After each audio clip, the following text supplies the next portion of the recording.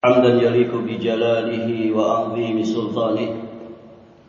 أشهد أن لا إله إلا الله وحده ربي لا شريك له، وأشهد أن محمدا عبده ورسوله.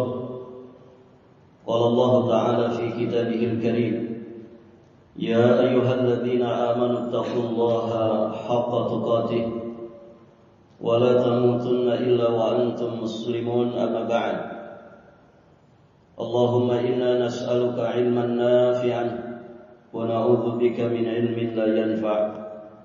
يا حي يا قيوم برحمتك نستغيث، أصلح لنا شأننا كله ولا تكلنا إلى أنفسنا طرفة عين. Para hadirin rahimani wa rahimakumullah, jamaah salat maghrib dan isya yang semoga senantiasa dirahmati dan diberkahi Allah Subhanahu wa taala. Alhamdulillah wa syukrulillah, pada kesempatan ini kita sudah berada di akhir-akhir dari 10 kedua bulan Safar 1448 Hijriah. Kita bersyukur kepada Allah yang telah memberikan kemudahan kepada kita semua untuk kembali melanjutkan pelajaran kita, masih di pembahasan Sahih Fadail Al-A'mal. Berikutnya, muallif hafizahullahu ta'ala, beliau menyampaikan fadlu al-muadzinin, keutamaan bagi para muadzin. Satu hadis beliau nukilkan di sini, hadis sahih riwayat Imam Muslim dari sahabat yang mulia Muawiyah bin Abi Sufyan radhiyallahu taala anhuma. Beliau berkata, sami'tu Rasulullah sallallahu alaihi wa alihi wasallam yaqulu al-muadhdhinun atwalun nasi a'naqan yaumal qiyamah. Nabi sallallahu alaihi wa alihi wasallam beliau bersabda, para muadzin itu adalah orang-orang yang paling panjang lehernya pada hari kiamat. Para muadzin itu adalah orang-orang yang paling panjang lehernya pada hari kiamat. Baik, hadirin jamaah yang dirahmati Allah.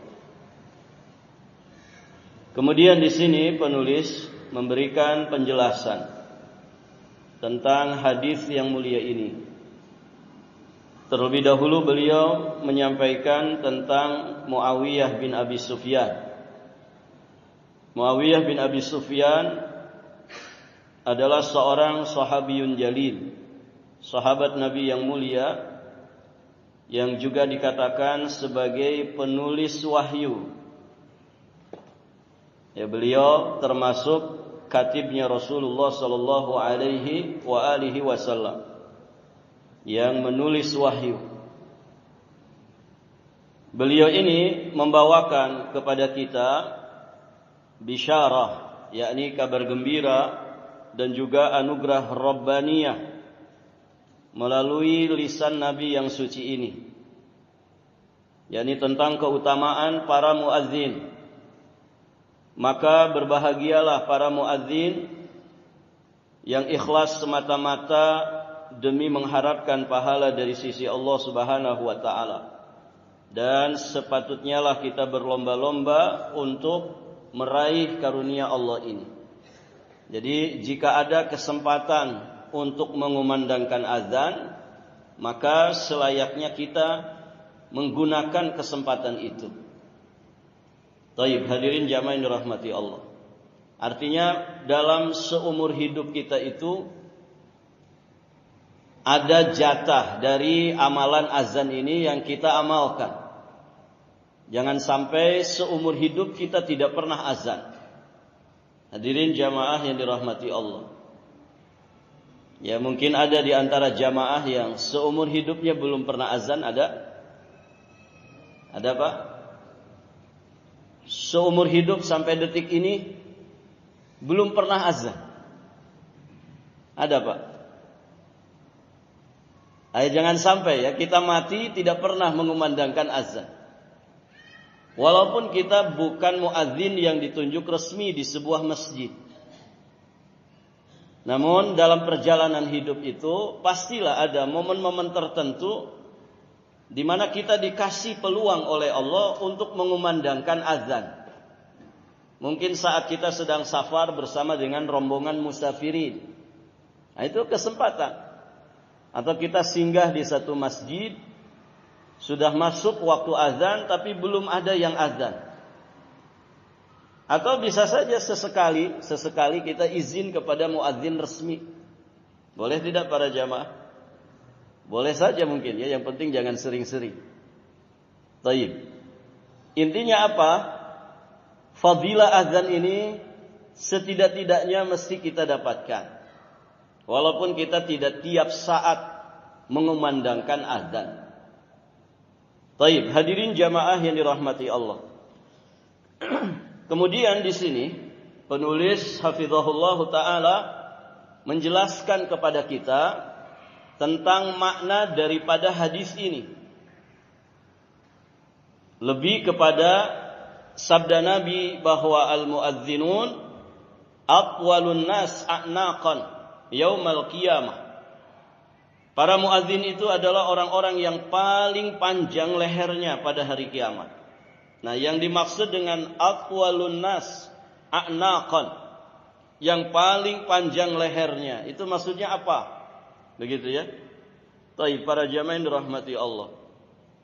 Ya, dalam kehidupan nyata mungkin ada sebagian orang itu yang memiliki leher lebih panjang dari umumnya manusia.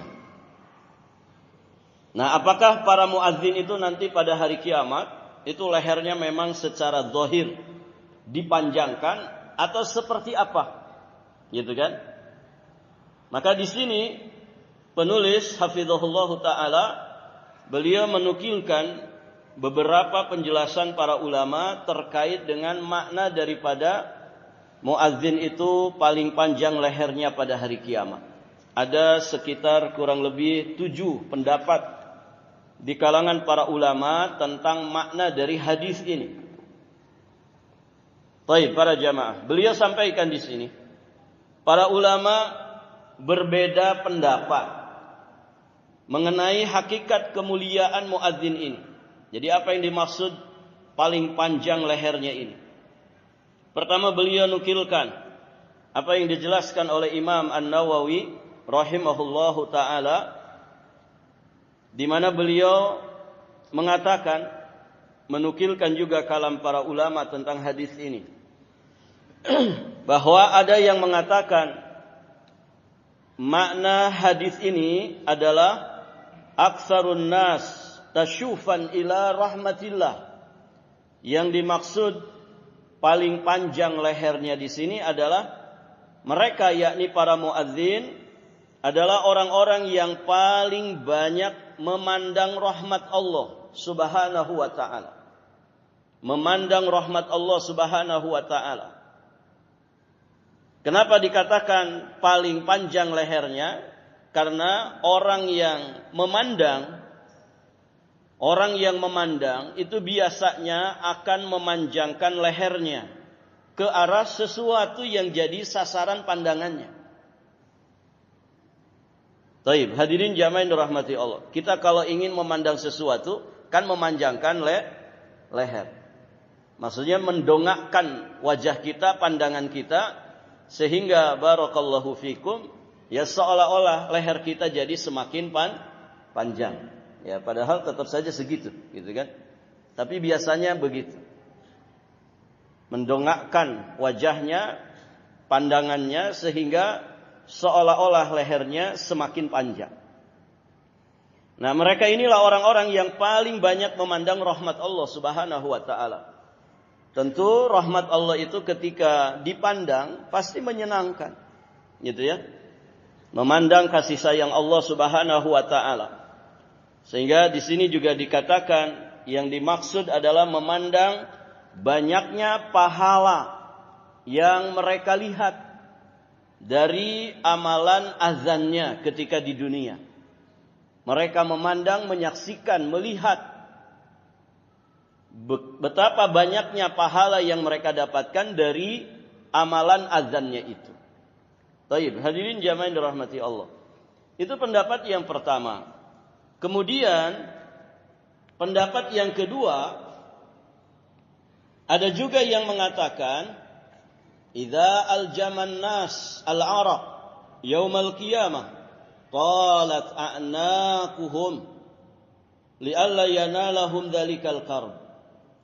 Ada juga ulama yang mengatakan yang dimaksud panjang leher dari para muadzin pada hari kiamat itu maksudnya ketika manusia dikepung oleh banjir keringat di hari kiamat, maka leher mereka itu memanjang sehingga banjir air keringat itu tidak mencapai wajahnya mereka. Hadirin jamaah yang dirahmati Allah, ini keadaan manusia nanti saat di padang mahsyar. Barakallahu fikum, di beberapa riwayat hadis dijelaskan bahwa manusia di padang mahsyar nanti akan berkeringat. Kenapa berkeringat, Pak? Kita kalau di dunia berkeringat itu kapan? Katanya kalau orang luar negeri itu berkeringat itu kalau kerja. Kalau orang Indonesia berkeringat saat makan. Hadirin jamaah yang dirahmati Allah. Biasanya manusia itu berkeringat karena kepanasan, kan begitu? Manusia itu berkeringat karena kepanasan.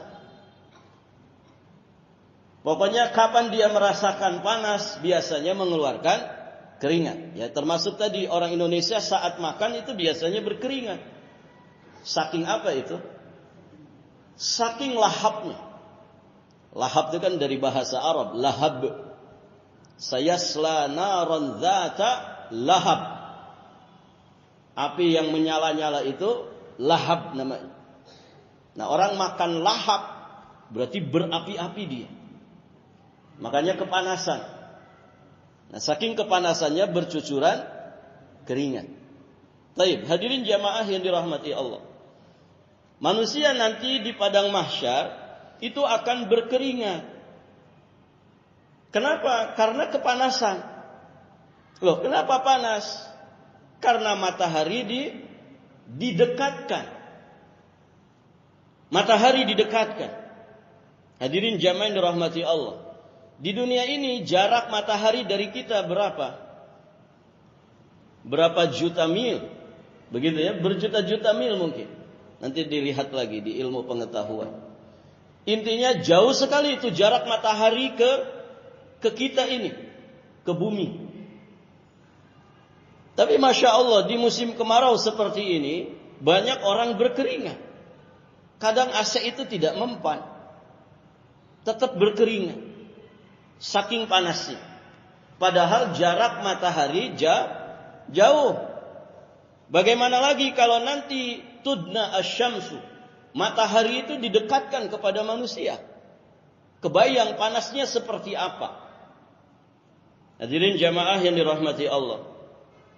Di dalam Sahih Muslim, Nabi sallallahu alaihi wasallam beliau menyampaikan, tudna asyamsu yaumal qiyamah minal khalqi hatta takuna bainahum kamikdari mil.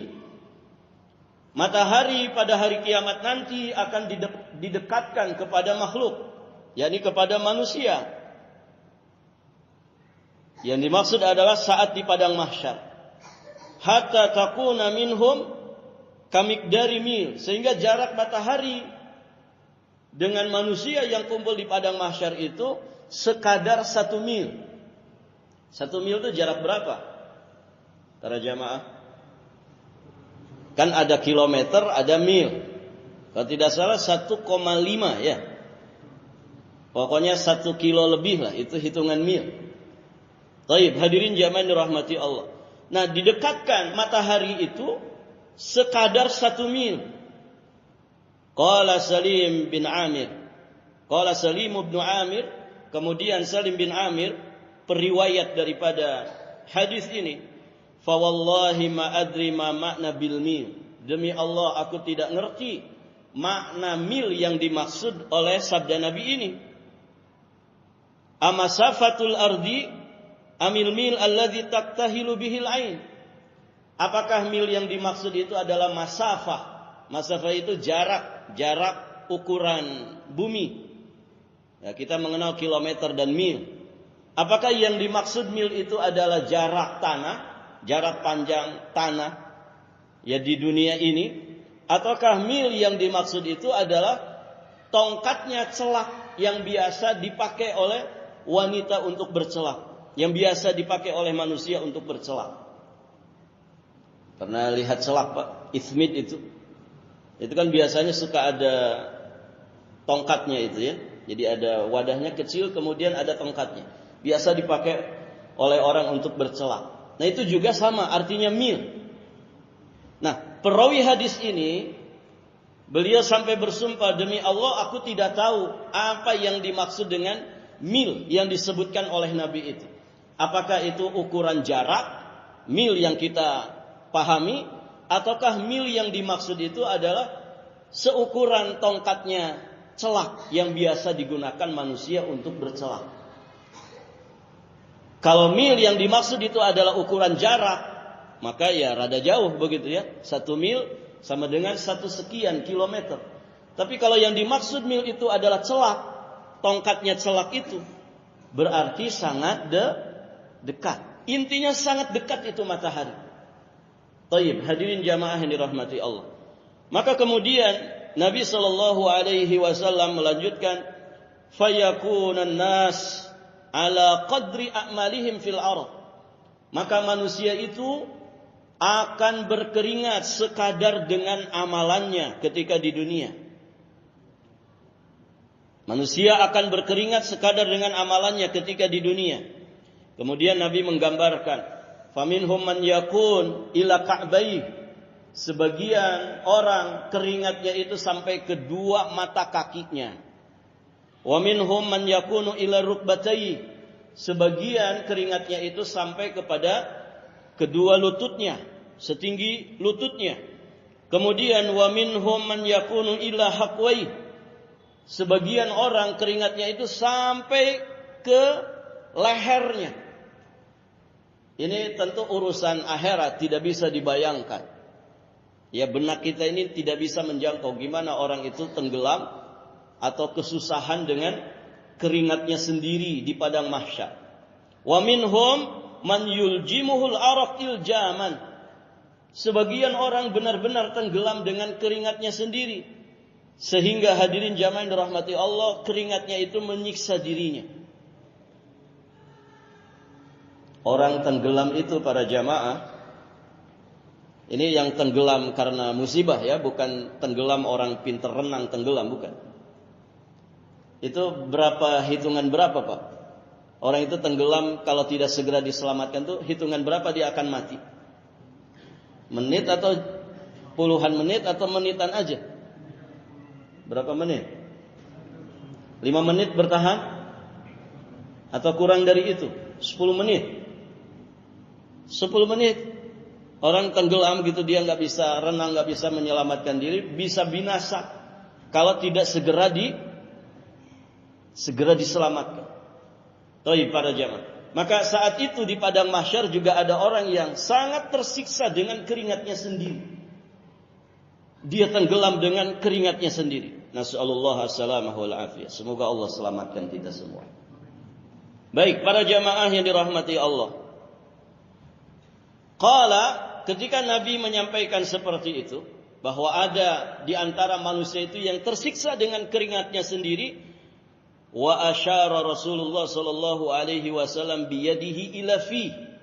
Nabi mengisyaratkan tangannya itu ke mulutnya. Berarti barakallahu fikum, keringatnya itu melebihi lehernya sampai ke mulutnya. Ya susah, orang akan susah bernafas. Taib, hadirin jamaah yang dirahmati Allah.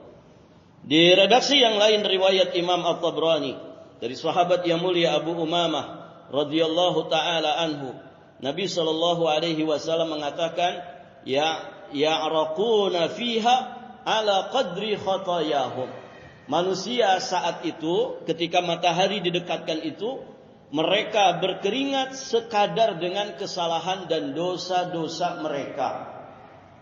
Jadi kalau yang sampai kedua mata kakinya, ya segitu kadar kesalahannya. Kalau yang sampai lututnya, segitu juga kadar kesalahannya. Kalau yang sampai lehernya, maka berarti segitu juga kadar kesalahannya. Dan ada yang kemudian sampai ke mulutnya. Berarti yang sampai ke mulutnya atau yang barakallahu fikum sampai kemudian tenggelam, disiksa dengan keringatnya sendiri, menunjukkan betapa banyaknya dosa orang tersebut. Nah, itu para jamaah yang dirahmati Allah.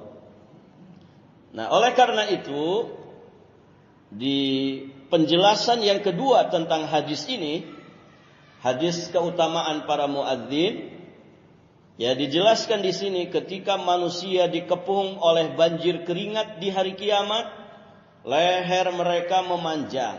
Berarti ini menjelaskan tentang zahir dari leher para muadzin itu memang betulan memanjang. Baik, hadirin. Sehingga mereka selamat dari banjir keringat. Banjir keringatnya itu tidak sampai menenggelamkan mereka. Kenapa? Karena leher para muadzin itu memanjang. Baik, hadirin jamaah yang dirahmati Allah. Itu makna yang kedua yang dijelaskan oleh penulis menukilkan kalamnya para ulama. Kemudian yang ketiga, ada juga yang berpendapat annahum sadatun wa ru'asa. Muadzin itu paling panjang lehernya pada hari kiamat, maksudnya mereka itu merupakan para pemuka dan para pemimpin. Maksudnya apa? Nanti di akhirat itu para jamaah ada mulukul akhirah. Raja-raja di kehidupan akhirat. Nah, di antaranya adalah para muadzin ini. Mereka dikatakan ru'asa, mereka dikatakan sadat. Mereka para pemuka, para pemimpin di kehidupan akhirat nanti. Berarti mereka menjadi orang-orang istimewa di akhirat nanti. Mengapa dikatakan seperti itu? Dijelaskan di sini. Karena bangsa Arab menyebut para pemuka dan pemimpin itu sebagai orang-orang yang berleher panjang. Orang-orang yang berleher panjang dalam istilah orang Arab, hadirin jamaah yang dirahmati Allah, mereka itu adalah para tokoh, para pemuka dan juga para pemimpin. Ya, di sebagian suku juga mungkin ada ya yang suka masukin gelang ke lehernya itu, Pak. Orang mana itu? Hah? Nah, mungkin itu juga ya modelnya. Semakin panjang katanya gelangnya tertumpuk, berarti semakin istimewa. Nah, di istilah orang Arab juga begitu, walaupun mereka tidak melakukan yang seperti itu. Tapi sadat dan ru'asa, ya dalam istilah orang Arab, ya, barakallahu fikum, mereka dikatakan sebagai orang-orang yang berleher panjang. Baik, kemudian yang keempat, ada juga yang mengatakan bahwa yang dimaksud para muadzin itu paling panjang lehernya pada hari kiamat, aktsaru a'malan. Mereka itu orang-orang yang paling banyak amalnya. Ada juga yang mengatakan aktsaru atba'an. Mereka itu orang-orang yang paling banyak pengikutnya. Menunjukkan keistimewaan. Paling banyak amal, paling banyak pengikutnya. Baik. Kemudian beliau juga menukilkan apa yang disampaikan di dalam Dalilul Falihin. Ibnu Allan berkata, sebagaimana yang termaktub dalam Sunan Al-Baihaqi dari Abu Bakar bin Abu Daud, dari ayahnya beliau berkata bahwa makna hadis ini bukan berarti leher mereka memanjang. Jadi ternyata juga ada ulama yang menegaskan bahwa panjangnya leher di sini bukan secara zahir. Walaupun tadi ada ulama yang mengatakan ya zahirnya memanjang saat manusia kebanjiran dengan keringat mereka di padang mahsyar. Baik, para jamaah dirahmati Allah. Tetapi Abu Bakar bin Abi Daud menyampaikan makna dari hadis tersebut bahwa pada hari kiamat nanti orang-orang akan kehausan. Kenapa tadi kehausan, Pak? Karena matahari didekatkan sehingga panas. Gara-gara panas, kepanasan berarti akan memunculkan keringat. Kalau kemudian keringat banyak keluar, yang muncul apalagi kehausan. Kan begitu ya? Orang kalau banyak mengeluarkan cairan keringat, maka hadirin jamaah yang dirahmati Allah, orang itu pasti kehausan. Nah, katanya Abu Bakar bin Abi Daud, dari ayahnya beliau berkata bahwa maksud daripada hadis ini, orang-orang pada hari kiamat nanti pada kehausan. Dan orang yang kehausan itu lehernya akan mengecil. Orang yang kehausan lehernya akan mengecil. Baik, para jamaah. Sedangkan para muadzin mereka tidak kehausan sehingga lehernya tetap tegak. Nah, itu yang dimaksud aqwalun nas a'naqa. Lehernya tetap tegak karena mereka tidak kehausan. Ini tentu fadilah. Hadirin jamaah yang dirahmati Allah Subhanahu wa taala. Jadi orang pada keringatan, dia tidak keringatan, tidak tersisa dengan keringatnya. Ketika orang kehausan, para muadzin itu tidak akan kehausan. Baik, para jamaah. Kalau kita melihat keadaan manusia di padang mahsyar yang disebutkan di dalam beberapa hadis tadi, berarti apa yang kita butuhkan saat itu? Matahari didekatkan. Orang-orang pada umumnya kepanasan. Berarti kita butuh apa, Pak? Butuh naungan. Butuh naungan. Sedangkan sifat dari padang mahsyar itu laisa fiha alam. Tidak ada satupun tiang, tidak ada satupun bangunan, tidak ada satu pohon yang kemudian bisa dijadikan oleh manusia sebagai tempat berteduh. Enggak ada. Ya, terus bagaimana? Di mana kita akan bernaung? Sedangkan namanya padang itu berarti terhampar begitu, dan tidak ada satupun tiang bangunan, tidak ada satupun pohon untuk kita bernaung. Apalagi orang jualan payung, nggak ada. Ya, hadirin jamaah yang dirahmati Allah. Kalaupun ada yang jualan payung, belinya pakai apa? Taib. Yauma la yanfa'u malun wala banun. Pada hari itu tidak bermanfaat harta dan anak-anak. Rupiah, dolar nggak laku, Pak. Hadirin jamaah yang dirahmati Allah. Ya, dolar saja nggak laku, apalagi rupiah, gitu kan? Nggak ada yang laku. Dinar, dirham nggak laku di sana. Harta tidak laku, anak-anak tidak laku. Walaupun anak kita orang dalam, nggak laku. Hadirin jamaah yang dirahmati Allah. Harta dan anak-anak yang sering dibangga-banggakan saat di dunia itu tidak manfaat di kehidupan akhirat nanti. Taib, para jamaah yang dirahmati Allah. Berarti naungan siapa yang kita butuhkan? Hanya ada naungan Allah saat itu. Makanya Nabi memberitakan kepada kita tentang 7 golongan manusia yang akan dinaungi. Pada hari tidak ada naungan ketika itu kecuali naungan Allah. Siapa saja 7 itu? Para jamaah, setidak-tidaknya kita ada di salah satu dari 7 ini. Pertama, imamun adil. Para imam yang adil, pemimpin yang adil. Yang kedua, lanjut Pak. Syabun nasya'a fi ibadatillah. Anak muda yang tumbuh berkembang di dalam ibadah, ketaatan kepada Allah. Anak muda yang gaya hidupnya itu ketaatan dan kesalehan. Tempat favoritnya masjid. Makanya Masya Allah ya, ada masjid apa itu di Jawa Barat itu, Pak? Masjid 1 juta pemuda. Itu Masya Allah gitu ya. Kalau anak muda ngumpulnya di masjid itu luar biasa para jamaah. Ya. Kenapa? Karena rata-rata anak muda kumpulnya di mana? Allahu a'lam. Ya. Di sini saja dari wajah-wajahnya sedikit kayaknya anak muda Pak. Yang ada orang-orang tua yang berjiwa muda. Masya Allah. Hadirin jamaah yang dirahmati Allah. Anak muda yang tumbuh berkembang di atas ketaatan dan ibadah kepada Allah.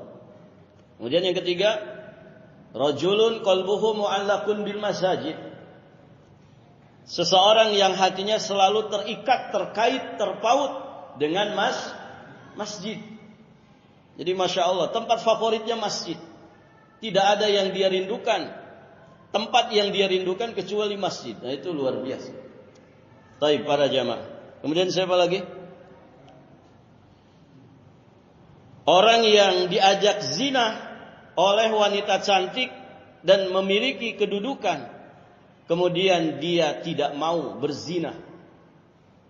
Dan dia mengatakan ini akhafullah, aku takut kepada Allah. Kemudian dua orang yang saling mencintai karena Allah. Mereka bersama karena Allah, berpisah pun karena Allah. Kemudian siapa lagi? Orang yang sedekah saking ikhlasnya, apa yang dia sedekahkan dengan tangan kanannya tidak diketahui oleh tangan kiri. Dan yang terakhir, wa rajulun dzakarallaha khaliyan fafadat ainah. Ya, seorang yang berzikir dalam kesendiriannya, kemudian bercucuranlah air mata. Ahli zikir yang zikirnya menghasilkan rasa takut kepada Allah Subhanahu wa taala, menghasilkan cucuran air mata karena rasa takutnya kepada Allah. Nah, ini 7 golongan manusia yang nanti akan dinaungi pada saat itu. Baik para jamaah, dari 7 ini setidak-tidaknya ada 1 amalan yang masuk di dalam kategori 7 golongan manusia ini. Baik, hadirin jamaah yang dirahmati Allah. Baik. Tadi manusia kepanasan, maka butuh naungan. Kemudian manusia berkeringat sekadar dengan dosa-dosa dan kesalahannya. Berarti yang kita butuhkan apa saat itu? Supaya kita ini tidak berkeringat, atau setidak-tidaknya keringat kita tidak menyiksa kita. Berarti memperkecil atau mempersedikit dosa. Kata Ibunda Aisyah radhiyallahu taala anha, salah satu bekal terbaik saat kita nanti menghadap Allah adalah qillatuz dzunub. Apa jamaah? Sedikitnya dosa. Maka kalau kita tidak bisa mengungguli para ahli ibadah, kalau kita tidak bisa menyamai kedudukan kita dengan para ahli ibadah, ahli taat, maka setidaknya kita berlomba dengan mereka untuk mempersedikit dosa. Karena sedikit dosa saat kita menghadap Allah, itu kata Ibunda Aisyah juga termasuk bekal yang baik saat kita menghadap Allah Azza wa Jalla.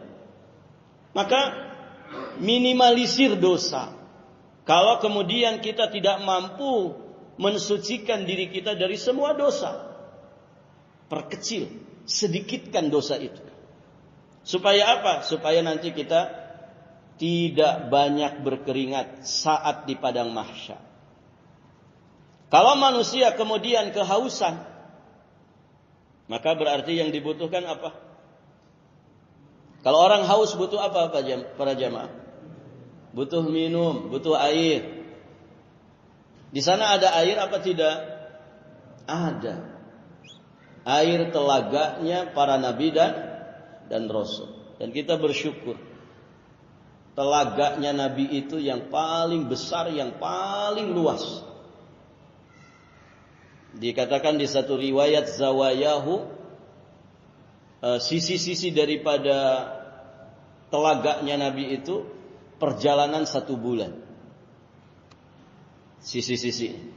Kalau dia bentuknya segi 4 begitu ya telaga itu, maka sisi-sisinya ini akan bisa diselesaikan, ya, dari satu ujung ke ujungnya dengan jarak 1 bulan perjalanan.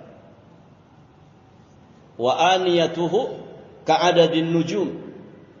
Cangkir-cangkir cidukannya itu sebanyak bilangan bintang di langit sana. Ada berapa jumlah bintang, Pak? Ada berapa? Ada yang pernah ngitung? Siapa yang bisa jawab? Iya. Bilangan bintang di langit sana itu sebanyak bilangan bulu domba. Berapa bilangan bulu domba? Gak ada yang tahu. Artinya saking banyaknya. Artinya kesempatan bagi umat Rasulullah untuk bisa menciduk air telaganya Nabi itu sangat besar. Dan Nabi menanti kita nanti di telaganya, yang airnya itu langsung mengalir dari Kautsar, sungai yang ada di surga Allah Subhanahu wa taala. Man syariba minhu syurbah lam yadma abadan. Siapa yang minum satu teguk saja dari air telaganya Nabi sallallahu alaihi wasallam itu, maka dia tidak akan pernah kehausan selama-lamanya. Masya Allah. Itu satu ciduk. Tidak akan pernah merasakan kehausan.